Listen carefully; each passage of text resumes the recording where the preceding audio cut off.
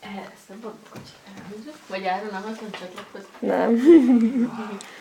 Maradj. Nyugodtan tedd le. Borka, adsz egy puszit az Áronnak? Puszit, Áron, puszit. Torka, szóval tudod ki? Tudod, az a kislány melletted. Tudod? Én most videózok. Jó. Áron, puszit. Oda, igen. Puszit, adja Borkának, igen. Puszit. Nem.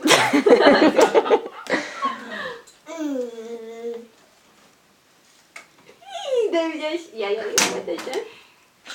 Borka, megöleled az Áront? Azt tudja Már egyszer megölelt. meg. Megöleled? Én biztos Áron is olyan, csak akkor csókolja meg a lányt, ha hazavitte a randiról.